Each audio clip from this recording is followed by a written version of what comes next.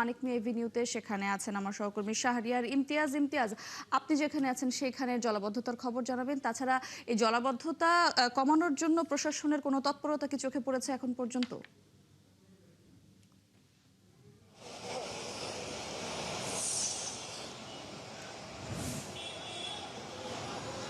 ধন্যবাদ মোটরসি। আমরা আছি মানিক মিয়া এভিনিউতে, কিন্তু জলাবদ্ধতার কিন্তু এখানে হাঁটু সমান পানি কিন্তু জমে গেছে। আমরা এর আগের লাইভে সংযুক্ত হয়ে আসলে বলছিলাম।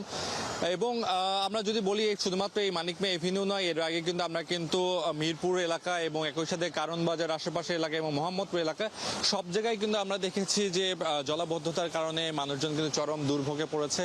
আমরা জানেন যে স্কুলগামী যে সকল শিক্ষার্থীরা আছে এবং একই সাথে যারা অফিসগামী মানুষজন আছে তারা কিন্তু চরম দুর্ভোগে পড়েছেন। এবং যদি বলে রাখি যে এখানকার যারা বিশেষ করে নিম্ন আয়ের যে সকল মানুষেরা আছে তারা কিন্তু তাদের দুর্ভোগের পরিমাণ সব থেকে বেশি। এবং অনেকে বলছিলেন যে আসলে এই যে জলাবদ্ধতা এবং একই সাথে টানা বৃষ্টির কারণে তাদের যে আয়ের উৎস, সেই আয়ের উৎসে কিন্তু ভাটা পড়েছে।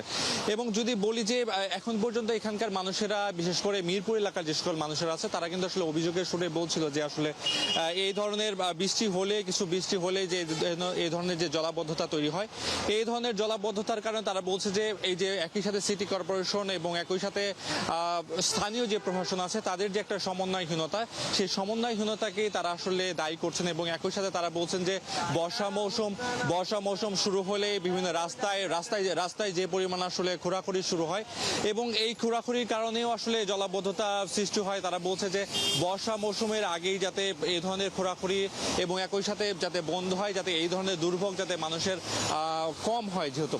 এবং একই সাথে যদি বলি যেহেতু বৃষ্টি আসলে মধ্যরাত থেকেই চলছে আসলে, এবং এই বৃষ্টি যদি আরো টানা বৃষ্টি পড়তে থাকে, এখানকে আশঙ্কা করা যাচ্ছে যে মানুষের যে দুর্ভোগ, সেই দুর্ভোগের পরিমাণ আরো বেশি বাড়তে পারে। সেই ক্ষেত্রে এখানকার মানুষ বলছে যে আগামীতে যাতে সরকার, স্থানীয় প্রশাসন এবং সবাই যাতে সমন্বয় করে এই ধরনের যাতে জলাবদ্ধতা তৈরি না হয় সেই ব্যাপারে যাতে ব্যবস্থা নেয়।